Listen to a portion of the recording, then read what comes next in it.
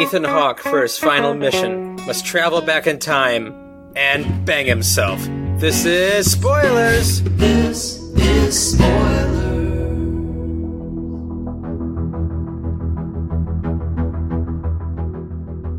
Hello, everybody. This is your host, Stevie, coming live from Josh's basement in Elkhart, Indiana. Goshen. Dude, it's Elkhart. Don't try. No, this is Elkhart 100%. Anyway, we're in a little kind of house of horrors here, so I sound funny. It's because Josh has like a bunch of like toy blocks sitting around me and Mikey. So we're in the lab. We are in the lab making mad beats. It's me, Mikey, Josh, and Chet Hanks just making mad beats. Don't do it. Big up. Chet's there. No! Big up. Anyway, who else we have on? Let's see, we have Brett on this podcast. We have Pappy. Also, Kylo, Korey, Ren memes as well. And let's go from Weestist to Eastist. And let's get real philosophical with it. If you could change one thing in your past, like it'd be an embarrassing moment or something real small, what would it be? Oh, man. Oh, boy. All right, I'm Korey, recording out of Simi Valley, California, also known as Kylo Ren memes. Biggle! That's hard to say, man. I made a lot of mistakes. Oh my gosh, this is so I would have probably never tried meth for the first time. Oh. Yeah, that's probably a good one. Yeah, that's a good one. Yeah. It's going to make mine seem like not very important. I have to follow that now?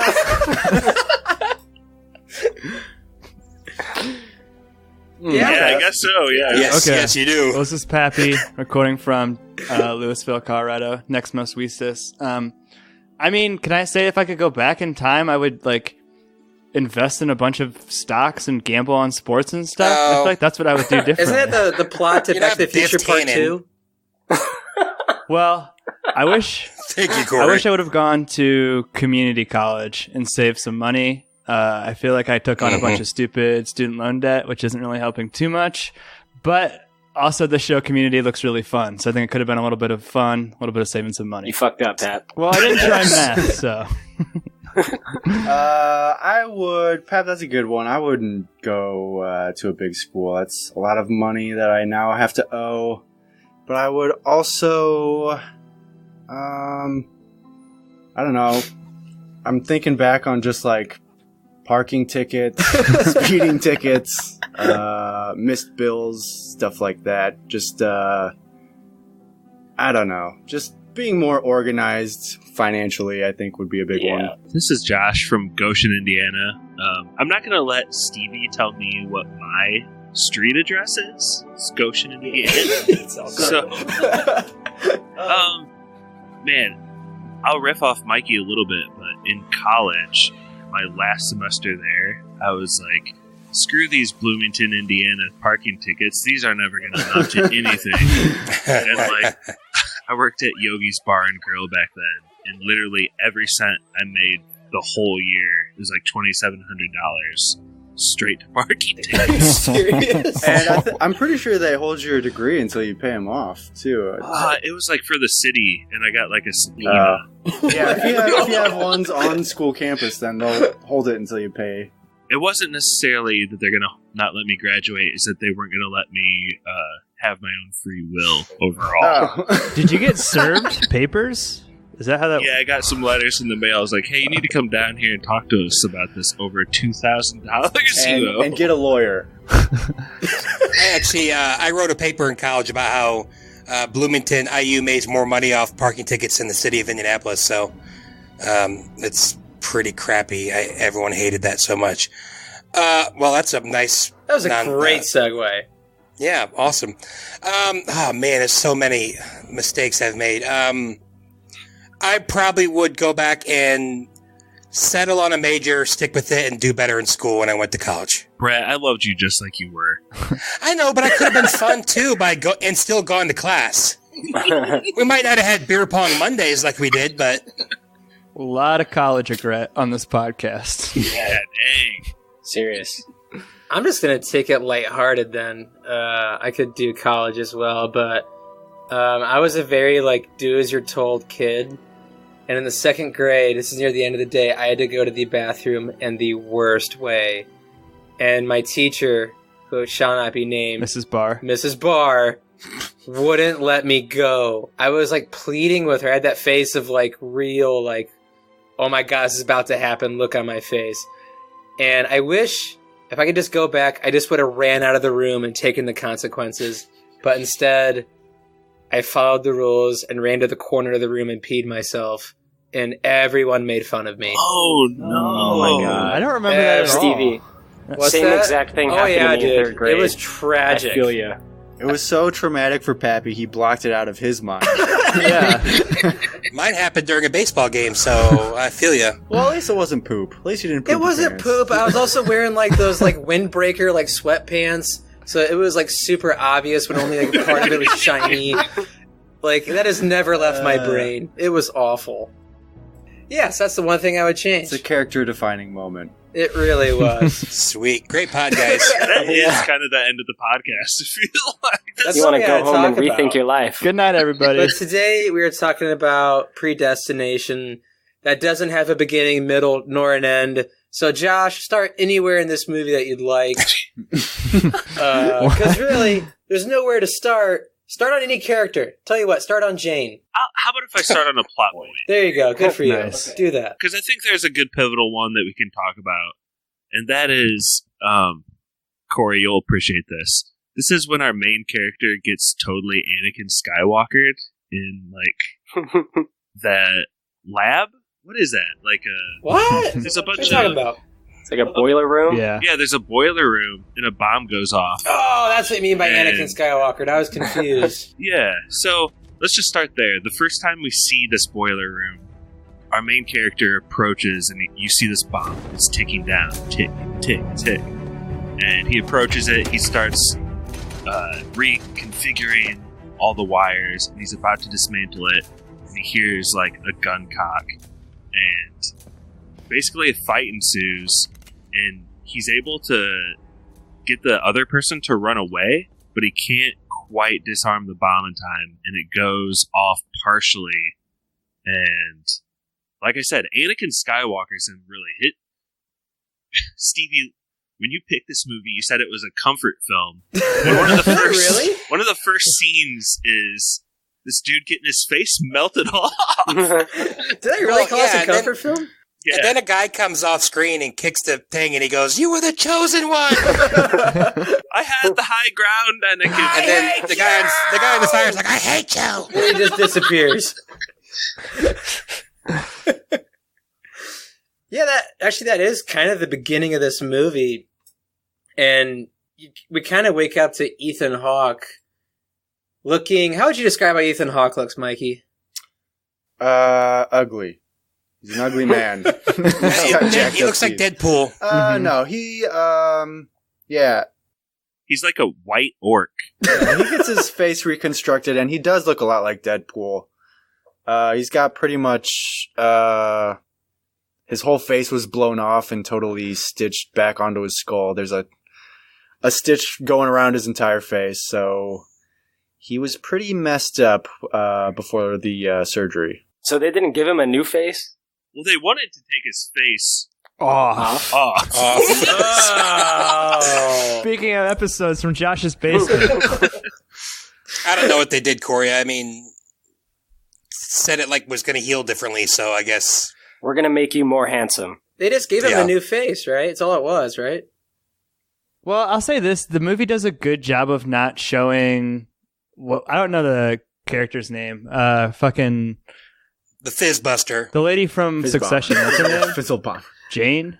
Jane? Oh, Jane? Jane? Yeah. Jane Like, and John. throughout the whole part where they're in the bar, like, they don't really, like, stand next to each other. Like, if you saw Ethan Hawke's big man hands compared to her little lady hands, it would be very obvious that they were different bodies. Yeah. Yeah, that's where, like, half the movie takes place. And Pappy, they talk a lot about the temporal agency. What exactly is the purpose of it? Because I think there's a few different, like, interpretations of what actually the temporal agency actually is. Yeah, there's definitely a few different interpretations. The one that I would go with is that it's always it's always existed, right? Like it wasn't necessarily founded by any person, and like just in the same way that Jane / Ethan Hawke have always been in the time loop, the agency has always existed, and like time travel has always existed. Then, like Stevie, do you think it was like founded and like this time loop was kicked off at some point? Is that like the other reading? Well, he makes a point that it's 53 years from point zero either way. In 1981 is like when time travel was founded. They say that kind of like in a hurry of passing when John is discovering time travel for the first time before they go to the university. And I mean, it would have to be 53 years either way when the loop was created, right? Mm-hmm. Like when like the paradox is actually created. Was Pappy implying that anyone that gets involved in this time travel technology at all gets kind of stuck? Is that what you're saying? I mean, so like Mr. Robertson is also stuck in his own loop too? No. I feel like he does jump around a little bit, but I feel like this loop has always existed. You know what I mean? Like I don't think that there was a time when this loop didn't exist, if that makes sense. Right. There couldn't have been. Yeah. So like it's not like there was a timeline where there wasn't an agency and all of a sudden this guy discovered it. I feel like the argument could be made that Jane was manipulated by Mr. Robinson to do all of this.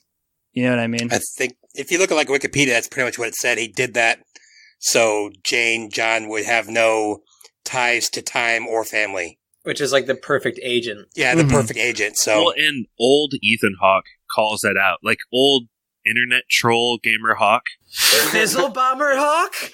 Gamer tag Fizzle Bomber. Fizzle Bomber Hawke. He's like an internet troll. He's like been drinking way too much Red Bull and stuff.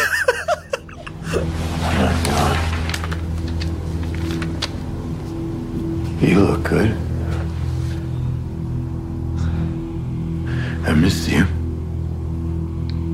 You're the Fizzle Bomber? We always hated that name. Remember? He's deep into psychosis. He might as well be wearing like a tinfoil helmet at the time. But he does say, like, Mr. Robinson's been pulling the strings all along. I think he said something about dominoes, right? He's just been watching them fall.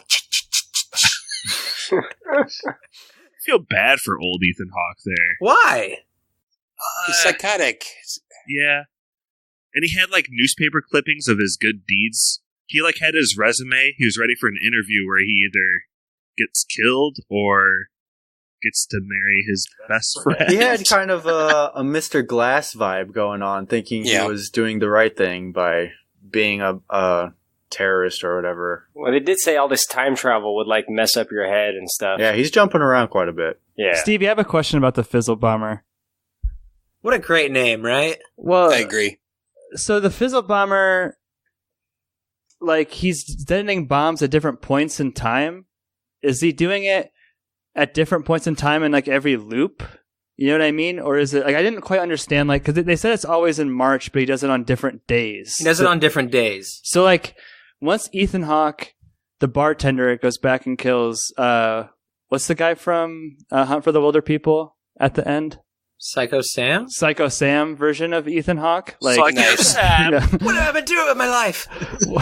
Like, once that happens, does the big explosion actually happen, or does he prevent it? I can't wrap my head around that plot point. So, there's a few plot points we'll get to that. Well, he said the word inevitable, and they showed a picture of that newspaper clipping like 4 times. So I think that one has to happen. But he shoots him because he has the outline, the silhouette of him, and he shoots him but before. Then he becomes him. Right, but then he he's gonna becomes him. become It's him. inevitable. That's like the loop. That's why there is like no like beginning, middle, or end to this movie. He has to be him. Like without a Fizzle Bomber, there's no John. But without a John, there's no Jane. Without no Jane, there's Baby at the Barkeep. So every time around the loop, is he jumping back to 1975 when he gets decommissioned, or is it like move some time out? Like, I think it's always in 75. Oh, because he's jumping around and going crazy, and he's going back. Okay, Right. Every time he goes back to 75 and like lets off that massive explosion, but you think like he prevents it because he hasn't done it yet, but eventually he's going to do it anyway. If you haven't seen this movie, you're fucked for this podcast. Oh, for sure. Kiss, kiss, bang, bang levels of complexity. Yeah, good luck. Brett. Is there a point to going through plot point by plot point here, though? No, Pappy? I don't. I got something that I think if I was Stevie, what I would say at the beginning was, at one point, Ethan Hawke kidnaps himself from himself when he was impregnated by himself, and they are the children of himself. That's it, guys. We're done. Gives birth to himself, yeah. We're done, guys. You're welcome. Do you guys, I mean, isn't there like an old trope where like if you touch yourself in the past you cause a void out or whatever? You cause like a rift in the time-space continuum? That's butterfly effect. Yeah, and he's straight up penetrating himself. Well, they talk about that, like Mr. Robertson or whatever talks about like how they fix like the temporal wakes they disturb. They fixed the glitch. They fix it. We fixed the glitch. But there are some things that are just too great they can't fix. Mr. Robertson is just like, to me, he's like partying, having a good time. Like, I think he's just enjoying this experiment play out. It's so weird. What is he doing? Good job, son. You're going to go crazy one day. I'm pretty sure he has like the exact same role in Vanilla Sky. I've never seen that movie. Is he in that? Is that where Tom Cruise gets a new face? Yeah. Yeah. So there's another similarity. But it's also kind of like Minority Report, isn't it? I haven't seen that either. Like they're trying to prevent crimes before they happen. Pre-crime. Yeah, in that way, yeah, but there's not time travel. Right, there's no time travel. They just have like some... So, yeah. My question to the group then is Ethan Hawke's character like the basis for how they train other agents? Or like, is he the best? Like, what's the point of doing this continuous loop? Yeah, I was wondering if this whole organization is just built solely for this one mission. Well, he said there was 9, right? There's 11. There's 11 agents. Yeah, but you don't see them. And, I mean, what we're doing now is having a crazy effect on time on itself. This guy is banging himself in the past. Yeah. I mean, that's got to be causing some rifts. I can't imagine they're keeping all those timelines straight. The question I have is that at the end, Psycho Sam Ethan Hawke has like all of the newspaper clippings of the crimes he's prevented, right? Yeah. He has like the before and after, yeah. So like, did those crimes ever actually happen? Or are there multiple timelines? Like paradoxical loops? He probably went in the future, got headlines, and then went back to... Stop them?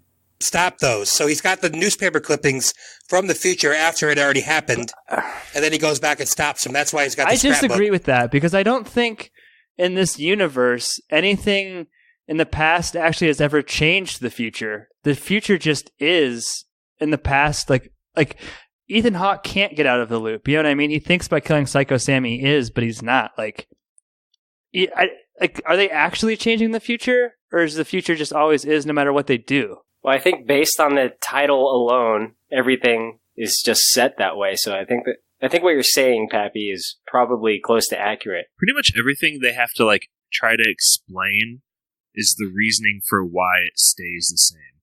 So like every choice, like the one that comes to mind for me right now is when he sends Jane back and he's like, if I could put anyone in front of you. Or when he sends John back to Jane? When he sends Jane back to, the new John. He sends John back to Jane, yeah. John sends new John back to Jane. Mm-hmm.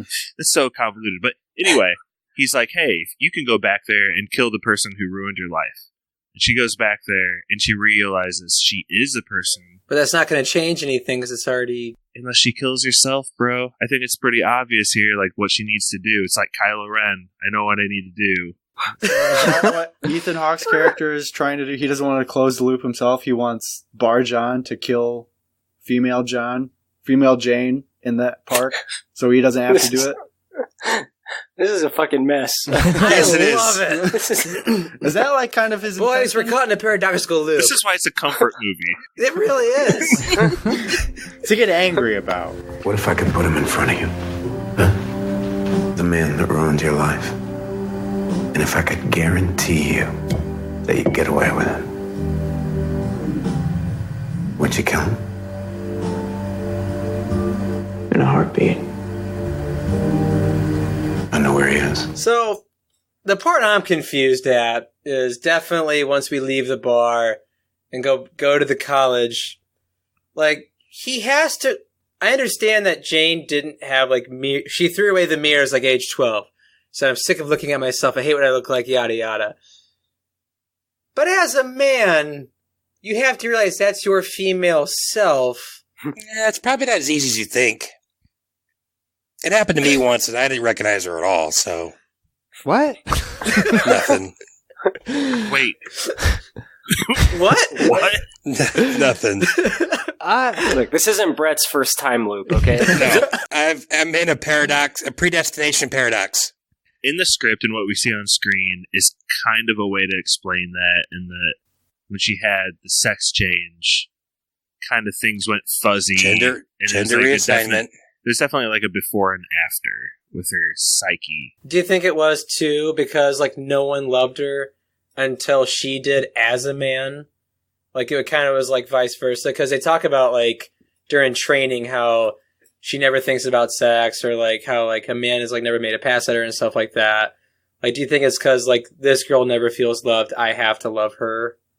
Like, do you think that could be a part of it as well? That makes sense. She was pretty lonely. She didn't have anybody. I think they just were what they needed, what each other needed. I don't know. Only person that, I mean, they were ostracized their whole life and singled out for being weird. And they finally come up against their person that's like their other half. And they just loved it. I don't know. I like that, Brett. That's a pretty, like, that's a crux of the movie, I think. The fact that they got together, loved each other, screwed rather quickly there, and got pregnant, like, and had the baby. That's like a pretty big deal. So I think that motivation, is it there enough? I think so. Does anybody else Pappy? watch Succession? Is it just me and Stevie? I don't, yeah. No. Stevie, It's amazing. Had you seen this movie before you saw Succession? Oh, yeah, I saw this movie probably 2 years ago. And I just started watching Succession this year. Well, as soon as I saw Shiv, like, I knew it was like a woman playing a man. But like, Stevie, do you think she pulls it off? Because that's like, if she doesn't pull it off, the whole movie doesn't work. As far as a performance, she's almost a bigger part of the movie than Ethan Hawke. She is. They talk about that in a lot of the making of this movie, the Spierig brothers, as well as like the practical like makeup team. Like, they talked heavily about, do we get 4 different people to play these 4 people, or, how do we go about doing this? And they went through a lot of prosthetic work. And before, I had never seen Succession. And so when I first saw this movie and John went into the bar, I knew something was off, but I think she pulled it off rather well. I think she looked like someone that had gender reassignment surgery. Definitely. Yes. It didn't take Brittany and I long to get that. I don't think it took anybody very long. She's almost too good looking though for me to believe that like no man's ever made a pass at her. You know what I mean? Like, she's in the Space Corp. Is that what it's called? How awesome were those sets, by Space the way? Force. Yeah. Space Corp Force was awesome.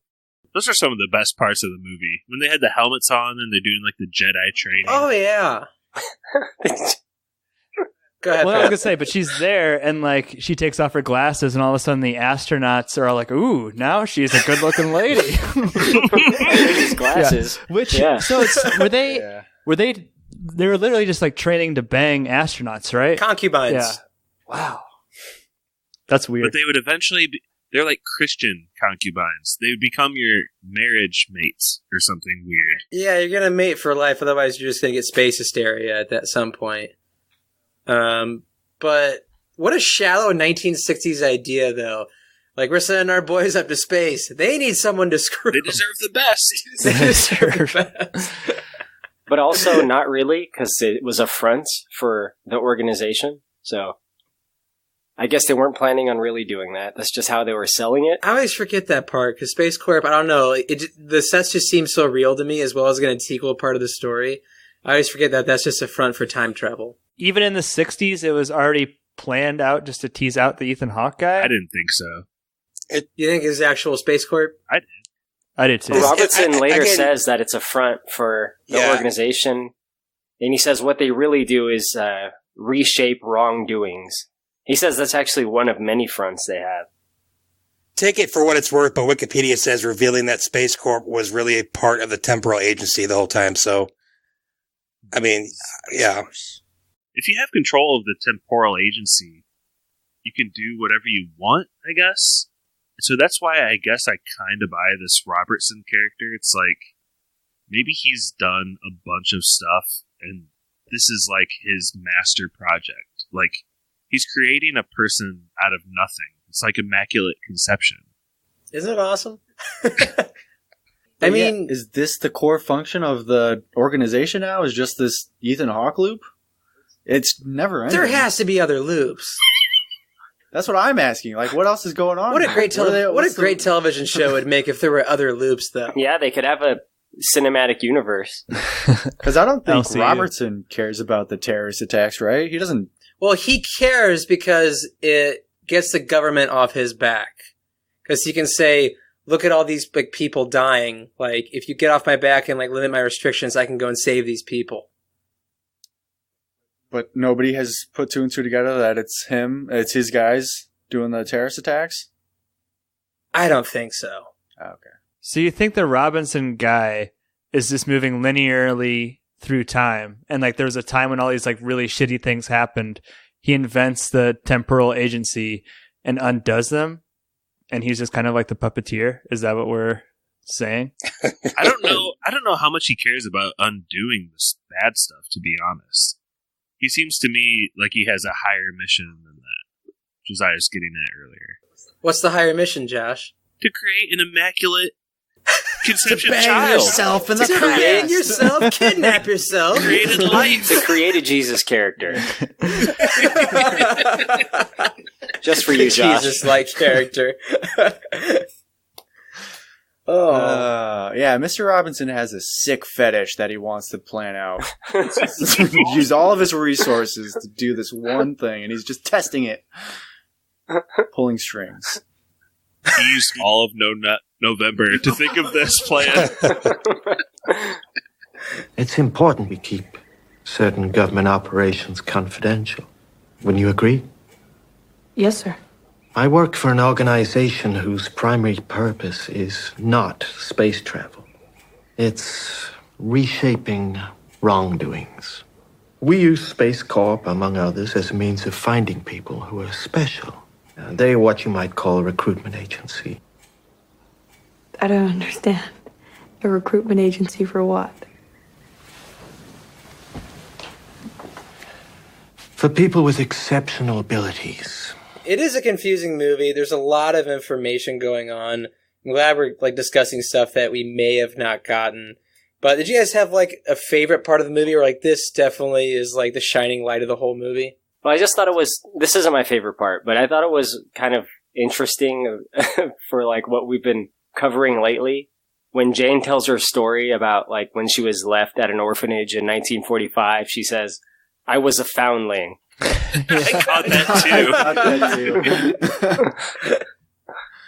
Yeah, that's pretty funny. I liked Ethan Hawke just making the small talk at the bar in the beginning. I thought that was really good scene in it. I mean, that's kind of like the crux of the movie, is to kind of entice you to wonder what this woman's story is about. Like half the movie takes place in that bar. Is it too much? I don't know. It started off really strong for me. Like, I think part of me had attention that he was going to use one of his two guns to just blow her away if she admitted that she was the fizzy bomber. Fizzle. The fizzy lifting drinks bomber. Fizzy lifting.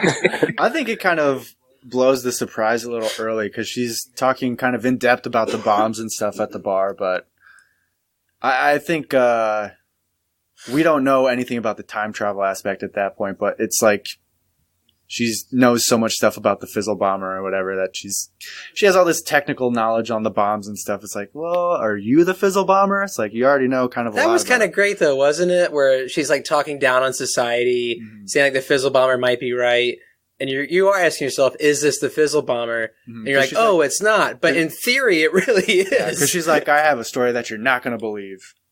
Yeah, well, we're led to believe it is, because we know he's after the Fizzle Bomber. Yeah. He goes into this bar.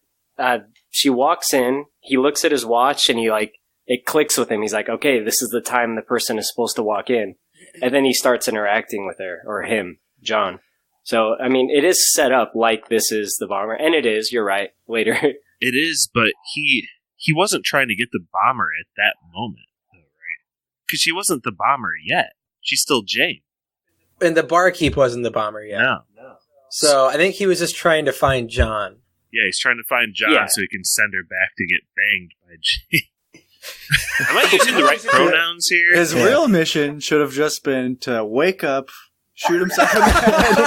That says Ethan Hawke, and then that's roll credits. Well, would that even work, though? Wouldn't they have to all four die at the same time? He just has to die before he turns into Rust Cole at the end. Rust Cole. From season 1 of True Detective. One real big strength, I think, Stevie, is that you do see throughout Jane/John's life, he goes through phases of being kind of darker light side. So when she's going through school, she's very like trying to get to the top and working hard. Then she's John and she's rough and tumble and like, I could be a bomber. That'd be fun. But she's not yet. And then she gets really good as Ethan Hawke, the police officer. And then kind of towards the end of her life, she fades off again and becomes our internet troll, aging bomber. Fucking crazy Dirty Willie Nelson. Yeah.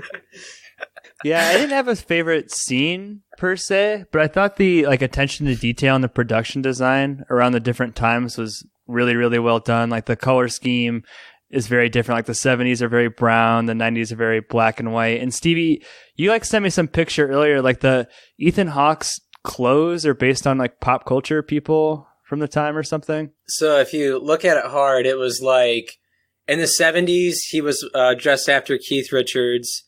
And I believe in the 40s section, when he was in the 40s, in the 40s or the 80s, he was dressed as David Bowie. In the 60s, he was dressed as Andy Warhol. And then when he was the Fizzle Bomber, he was modeled after Willie Nelson. Mm-hmm. Brett, can you fact check all that? That's straight from the dress designer of the movie when she was being interviewed. Peter and Michael had a reference of David Bowie that they had really liked, and they'd shown Ethan, and Ethan really liked it. And then I extended it to other icons of an era that we could relate an era to. Keith Richards was referenced, Andy Warhol is referenced, Willie Nelson ended up being referenced. Ethan was very interested in being involved in the character, but he was also interested in listening to what a costume designer actually had to say. Jane had a lot of costumes. That's pretty cool. I don't know. I mean, I'm kind of with Pappy. I love the production design of this movie. If I had a favorite sequence of the movie, though, it was definitely when it was Jane going through Space Corp for the first time. I think that was super strong in set design as well as acting and kind of getting to know who Jane actually is. I just think watching her train as well as narrating from the bar was really neat. Can one of you guys explain from a medical perspective Jane's ailment? Because Jane is born female and then later is forced to transition into being a male. I mean, Jordan's not here, but maybe one of you guys. Brett's mom is a sex education teacher. He might be able to fill us in. Yeah, I'm not calling my mom to ask her that. But you should know. She's the person's intersex. They have different characteristics of either sex. And my dog, my old dog was that he had male and female parts. And I think there's variations of what can be in there and what cannot. And Jane just happened to have both sets of both, which I'm guessing is very rare, but I'm not the one to... So, it was inside? She had she had both sets inside, and she was female outward. And then after she gave birth, she had a hysterectomy. Yeah, she had to have a hysterectomy, and they created a urinary tract from the inside male she already had, so she had to transition. 1 in 1,500 people are intersex. Yeah, but I was talking about, having both sets. Maybe that... Reproductive organs? Maybe that's more rare. I mean... So And after the fact that both worked, I mean, to have a baby and to be able to produce a baby has got to be unbelievably rare, but I could be wrong. One of a kind. after she had the baby and they did the procedure, she's finally able to say for the first time, like McLovin, I have a boner. It's have a bunny. Oh yeah, that was a good line. Great line, great writing. Like, was there any part of this movie for you guys that gave it all away really early, or were you let on pretty, like, well out throughout the movie? Little bits and pieces throughout, but definitely, like, it was towards the very end when Brittany, I think, said, now it's, God, I don't remember what she said. I was like, oh my gosh. It's very little bits at a time. I have a hard time believing anyone could come up with everything that happened at one point. Can I have a complaint, Stevie? Go ahead. This is what this podcast is for. I was like shocked and thrilled by the twists and turns of this movie, and then like near the end of the movie, there's like this montage where like almost like the linear story is told. Yeah, they show all the Janes and John and Barkeep throughout. That's for dummies, right? Like, we don't need that in a movie for grown-ups. Like, doesn't that ruin it? I knew you were going to hate that part. I mean, come on. Like, can you just trust your audience to, like... I think there's a lot of trust your audience in this movie. I didn't mind that sequence, especially with the score behind it. Because I do like the score of this movie quite a bit. Love the score. I definitely do think it is kind of the light bulb for people. It is kind of that light bulb moment. But this is probably the 5th time I watched this movie, and I didn't mind it. I think it was kind of neat to watch, like, the person grow from baby to adulthood to crazy Willie Nelson bomber. I just found myself judging, like, how well did they do in the production here to make this look like it could be the same person throughout all these ages. So maybe it did take away my suspension of disbelief a little bit. And also, I think the Jane to barge on is pretty good. Yeah, I think she is, but to Ethan Hawke is a bit of a stretch. I mean, but he's also getting his face blown off. And to Pappy's point, though, just knowing Pappy would hate this flashback scene so much destroyed my suspension of disbelief, because I shouldn't be thinking about Pappy. I'm sorry. In the midst of, like, the climactic end of the movie. Wait, you're thinking of Pappy during the climax? When am I not thinking of Pappy? But, like, Stevie, my only point to that would be, like, we did Arrival on this podcast, another time travel movie, and that's a trust your audience movie. You and I spent the whole car ride home and then the next 40 minutes on the podcast, like, just straight trying to, like, parse out what happened. I feel like I enjoy that experience more, don't you? God, I love that movie. Yeah, I agree with you there, because that is a very trust your audience movie. So I do think you're right. If they cut this part of baby Jane orphan to Willie Nelson Fizzle Bomber, the movie doesn't change at all. Mm-hmm. It is kind of like an unnecessary montage to have. Did this movie influence whatever happened to baby Jane? Jesus. Okay, so 2 people got that. Okay, that's good. That's all right. Explain, Brett, for the audience that doesn't know. Pappy, what is that, a 50s movie? With Joan Crawford and Yeah, I think it's a 50s movie. Absolute Betty classic. Davis. I don't think I've seen whatever happened to Baby Jane. I haven't either. It's like a horror movie. It's the only movie they worked together in, and they freaking hated each other. Who's they? Betty Davis and Joan Crawford. And the baby. Betty Davis hated someone? I find that hard to believe. She seems so nice. They messed with each other so bad. Like, they hated each other. They were fond of the same guy. But anyway, at least somebody got it, and we can move on. Sorry. I was gonna say, before we get to yes or no's, is there anything else you guys, like, stood out to you guys? I loved the scene when Jane and John are talking, like, their date. I don't know. Like on the bench or at dinner? Any of it, especially the dinner. I really, really like that. I know it's not very long, but I thought it was really cool. And I mean, it's pretty unique. I don't know if that's happened many times in movie history where they're talking. I don't know. I really liked that. I enjoyed the conversation and how he kind of pushed Jane's buttons, but Jane kind of got over it pretty quickly just because they knew each other so well. I don't know. I liked it. That's where, like, I really commend Sarah Snook, who played Jane and John. for her acting, because she was literally just talking and reacting to nobody. Yeah. And then they spliced it together at the end. I think that's really neat. I agree. Really good that acting. was really well done. But I will contrast in saying I wasn't as huge of a fan of her recounting the story in the bar. I like the banter between her and Ethan Hawke, but when she was like, "All right, let's start at the beginning," I didn't love that either. Maybe that's more the writing than the acting, but it was a little bit on the nose there, I think. Well, you kind of have to talk about the baby because it's an integral part, because the baby gets kidnapped. Yeah, but yeah, she was a foundling, Josh. Sure. You got to start at the beginning. Just like this pod did. Just like this pod. All right. Anybody else? I have a question for you guys. Yes. What if I could put the man that ruined your life in front of you? If I Show could me a guarantee mirror. that you could get away with it, would you kill him? Well, bang him Korey first? ruined my life when he took over my spot in the pod, so I don't know. Just joking, Korey. You know I'm joking. So we should meet. We should meet, Korey. Oh my god. Not in California, though. Maybe more of a red state, so... Pappy's been setting, Mr. Papperson has been setting this up since the beginning of time. Mr. Papperson. He's the puppet master. We're just his puppets. 2 podcasters enter, 1 podcaster leaves. But no, I don't think I would, Korey. I wouldn't kill. Definitely not. I couldn't kill anybody. No. Josh, I know you got that killer instinct. No, I mean, especially if it's someone that, like a love interest that left you. Of course, you're leaving yourself vulnerable. Look in the eye of someone that you previously loved. No, I'm probably not pulling the trigger. That's weird. Female Josh going to kill male Josh. I can see it. She's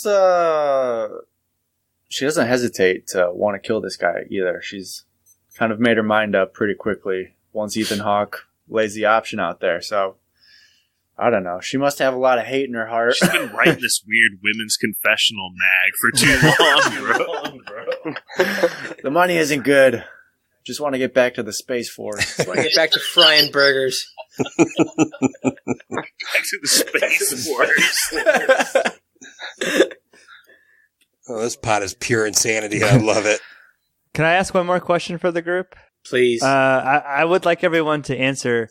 Do you think you would have sex with the female version of yourself?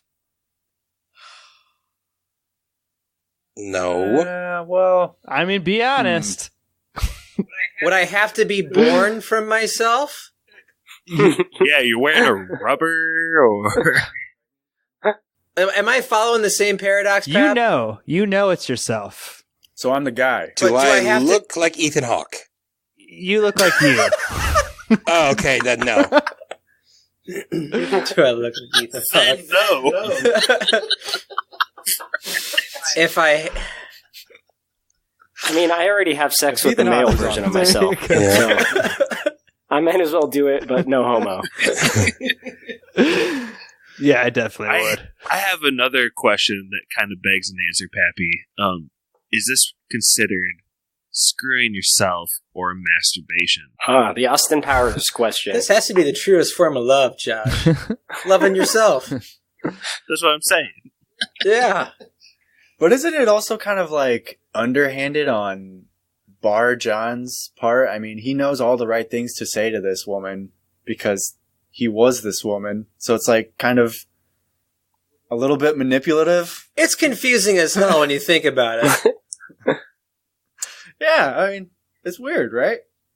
Yeah, because I was wondering if he's saying that because he remembered it being said to him, or if he was just saying it because it came naturally.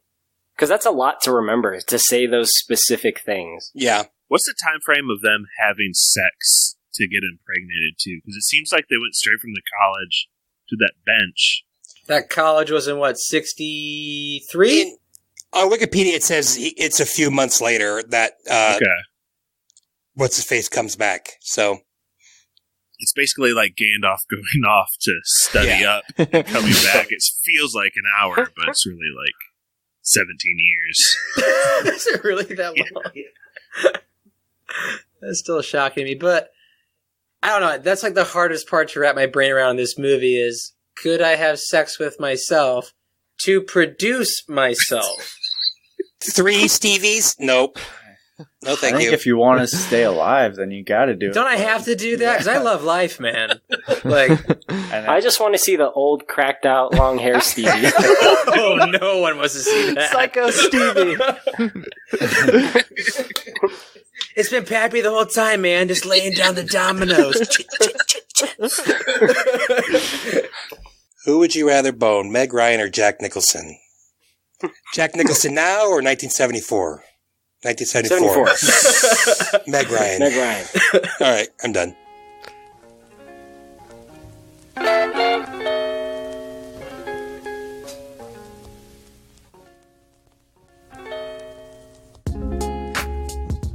All right, let's move into yes or no's. Should I start this table? Josh. I like time travel movies. I think they're fun. After everything I talked crap about you, I kind of get why this is a comfort movie that you said last time. Like, I think it's worth really trying to think hard about, like, once. But I could see subsequent viewings of this just kind of being like, these are fun scenes back to back to back to back. It seems illogical that this is all about Mr. Robertson trying to create a Jesus character, Immaculate Conception. So I don't know. The plot folds on itself a little bit, but that happens in every time travel movie. It's not quite as high as like Donnie Darko or Interstellar, Primer, or Interstellar. I think even Prestige is above this. It's not quite time travel, but it's kind of the same sort of genre. It's not quite as good as those, but it's really close, dude. It's a very strong yes for me. Yeah. Solid. Mikey. Yeah, when I was watching it, I don't know if you guys have seen this movie, but I was comparing it to the movie Upgrade, which is kind of like a B sci-fi movie that came out a couple years ago, and it's Upgrade doesn't deal with time travel or anything. It deals more with like mechanical human augmentation with like robotics and stuff like that. AI. Yeah, AI and stuff. But I got kind of like the same vibes from that, and I really liked that movie a lot. And I went into this movie not really knowing what Predestination was about at all. So when it turned out to be kind of like a sci-fi time travel movie, that kind of surprised me a lot. I wasn't really expecting that at all, but I think it's good. Like Josh said, the plot gets kind of a little thin at the end, I guess, because just dealing with time is just so convoluted and it can be so messy. But it really kind of like engaged me in the beginning, and I like the actress. The actress is doing a really good job in this movie. I can't remember her name. Sarah Snook.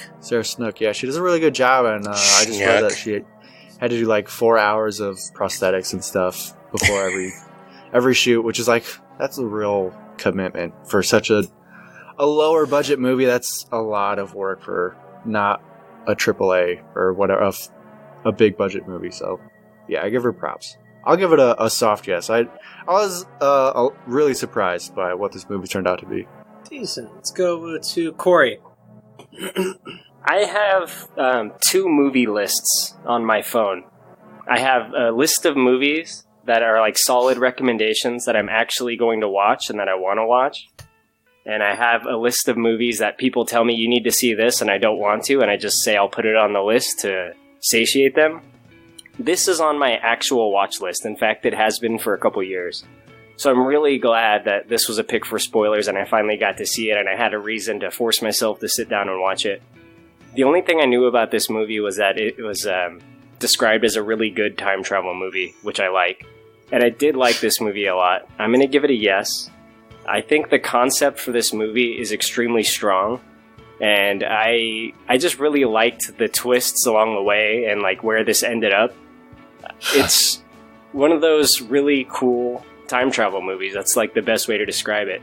That's how I would describe it to someone if they were going to say, should I watch Predestination? I'd say, yeah, it's one of the coolest time travel movies. A lot of twists and turns, and yeah, just a solid yes for me. I liked it a lot. Good pick, Stevie. Thank you. Let's go to Brett. This is a solid solid yes for me. I thought this was really cool. I think this script might have been a little too ambitious for itself, but hey, it was a heck of a ride. I mean, it's crazy, the whole thing, but it was really, really cool. I thought the performances were really awesome.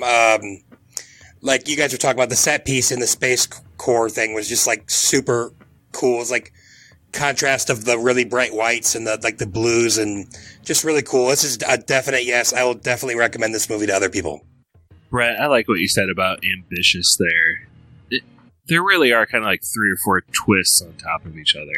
Yeah. Someone described it as, was it maybe Mikey, like plots folding on top of each other or something like that? That's like a perfect description. Just a lot of folding, but it was really cool. So There's a lot going on. Nice. And last but not least, Pappy. Yeah, it's a hard yes for me. I love how practical this movie is. The director's the Spierig twins. Is that how you say Yeah, that? director, writer, Spierigs. I watched like 30 minutes of the making of during lunch today, and they had like an extremely, extremely limited budget, and I just love what they pulled off with that. And like we talked about the production design in the Space Corps. Like there's one point where Sarah Snook, Shiv from Succession, is being interviewed, and there's like this giant like pegboard wall behind her, and it's just so cool. I've never seen anything like that. And like, yeah, like conceptually, like I feel like there's like a bunch of different kinds of time travel movies. You have like stuff like Endgame, where you can go back in the past and like actually change the future, which is kind of stupid. You have like the next level up, which is like kind of the Slaughterhouse-5 Arrival, where like you're unstuck in time, so you can like move around in like your own lifetime and like re-experience events, which is cool. But like, this just gives me such a little brain boner. The fact that you're like, you are stuck in time, and like the choices you make are always the choices you make. And like, just as like Korey says, the concept, that's like 100 of 100 for me. So like, this is the hardest of yeses. And I love time travel movies. Time Bandits, underrated. Go back and change one thing. Absolute classic. I wouldn't have picked Time Bandits. Which spoilers episode? Plug it. Like 3, I think. Spoilers episode 3. It was a rough day for Pap. Oh, but I'm happy you enjoyed this one. I absolutely love this movie. This probably is my favorite movie about time travel. And anyone who enjoys, like, not just movies, but the art of, like, watching film being made or, like, movie making, watch the behind the scenes of how this movie was made. And you'll see, like, how much time and effort went into, like, making this movie. And I imagine, like, no one ever sets out to, like, make a bad movie. But just watching this pre-production on a smaller budget movie, I can't imagine how much pre-production goes into these large, grand scale, $100 million, $200 movies. So, absolute yes for me. I like the budget thing. The time machine in this movie is just a violin case. Like, that's a pretty cool idea. Very Pulp Fiction of them. Yeah. Also, the thing we didn't mention, the thing that catches the bombs is really cool looking. Stevie, you were talking before the pod about the actual effect of going through time. It's really well pulled off. Yeah, so I love the effect of, like, the noise it makes, like, kind of the clap when they, like, arrive in time. Yeah. As well as what it does to the room. How they did that was they shot, like, 12 different scenes of the Spierig brothers throwing stuff around the room, and then removed themselves and spliced everything together that was being moved. Cool. And then they would take, like, leaf blowers and, like, blow paper or leaves or whatever around themselves. And just, like, the 6 or 8 frame just kind of... Yeah, and the cool part was, I mean, it's flawless and seamless that they did this, but in the car, when he has the violin case and it blows out the windows, all the glass and everything about that was CGI. Like, that entire car scene was pretty much CGI. So what they did was the Spierigs were on both sides, pushing the car back and forth for when he left, and then when they went into post, they CGI'd everything around It's it. like one Spierig brother pressing record, the other pressing action. They both go on the other side of the car, pull it. Well, the cool thing he was... wrote it. Like, what? Yeah, where are the production guys? They're wiping each other's butt. Well, the cool thing was the Spierig spent very minimal time behind the camera. It was the DP and cinematographer that was pretty much doing all the camera work. So they had hands freed up to jerk a car around. Exactly. I think that's all yeses, is it not? Yeah. Oh, yeah. Decent. Preserved. Okay. Give me just 1 second here. Because I'm going to get ready for trivia. This is going to be not complicated, but give me just a second. For new listeners, we say preserved when it's all yeses and spoiled when it's all no's. So that is preserved. Okay. Not many spoiled movies. We need more, to be frank. The Collector was spoiled, right? Collector was the last spoiled And it was movie. so freaking fun and cool, too. Sorry, Josh. Similar Stevie hosts bouncing around the plot. I like it. It's the only way I know how to Stevie do it because Panic. I have severe ADD. Let me see here. 2016. Okay, you guys ready? Pap, I need your help. What's the official order we're going in? So sorry, Korey, but I went back and listened to the Castle in the Sky episode, which was Brett's first episode, and we did not give him the advantage on that. We gave him the extreme disadvantage. So it would be in order of like most recent host to least recent hosts, in quotes. It would be Korey, Brett, Pappy, Josh, Mikey. All right. So the closest to you can go over. Can or can't? Can. We're not playing no prices right. Just closest to. How many days has there been from Ethan Hawke's first acting credit until the last one that was released? How many days? How many days has Ethan Hawke been a credited actor? So from his first acting experience, officially on IMDb, until the last one that was actually released. I don't know, 10,000. Okay, wait 1 second. Mikey's like, that's my number. That was a random number I was going to get. Coming out hot! You're supposed to have the advantage. Korey says 10K. Of all the numbers in the world, Korey, I'm gonna choose mine. Infinite possibilities. Infinite loops. Who's next? You've been in this loop before, haven't you? Who's been in this loop? Korey is the fizzle bomber. Brett.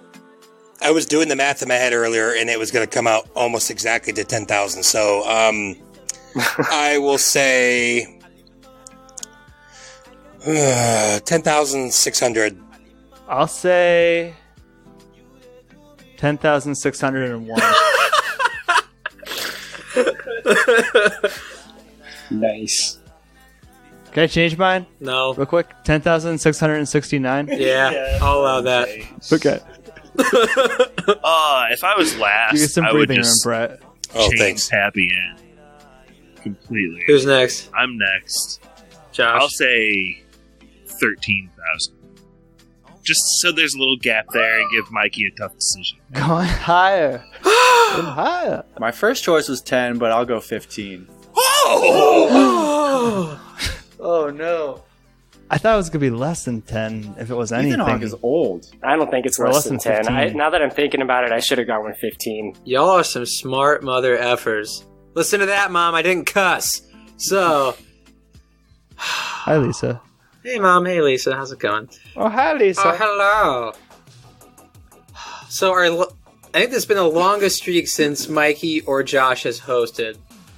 Josh, what was your last host? Oh gosh. King Kong? King Kong versus Godzilla. King Kong versus Godzilla. Wow! Rah.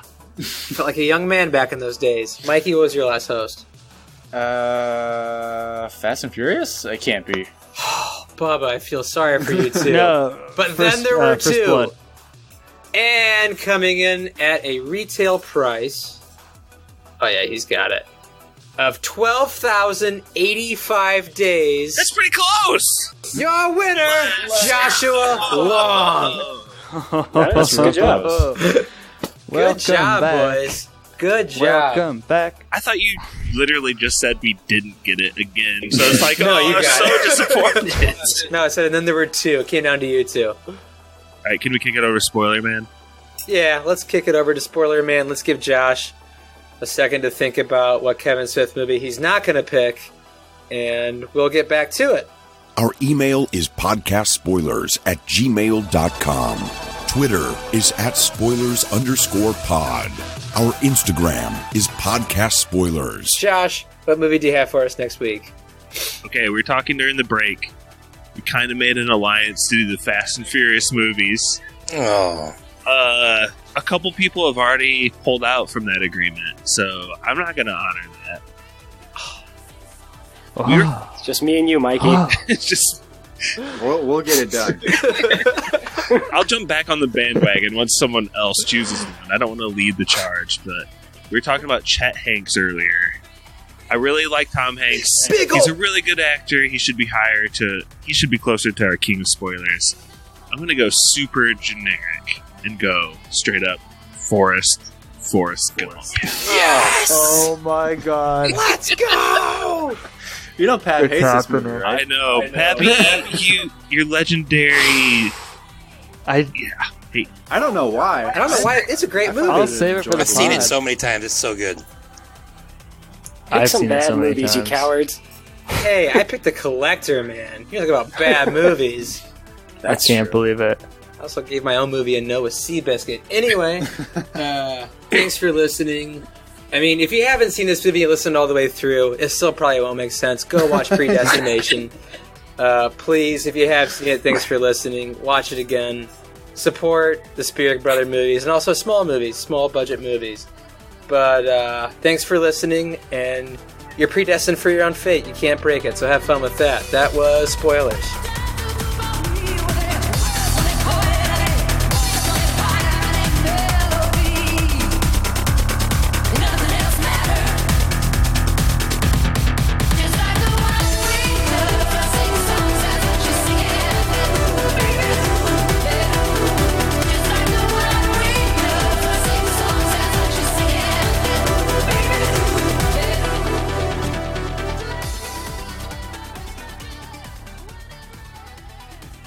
It feels so good to do a movie episode again, a trivia episode again. Doesn't it? It feels so good to be part of the podcast again. It feels nice. Just doing... Yeah, I wouldn't know. Well, his pants get caught in a bloodbath ensues. Oh. Kid is back on the escalator We're good? again. Part of me wants to do Fast and Furious so bad. Dude, you called for the alliance. I called for what? The The Alliance. alliance. The fix was in. The family. For the family. Family. And Corona. You got one? Gondor blows its horn. Do it. Okay, I'm ready. Okay.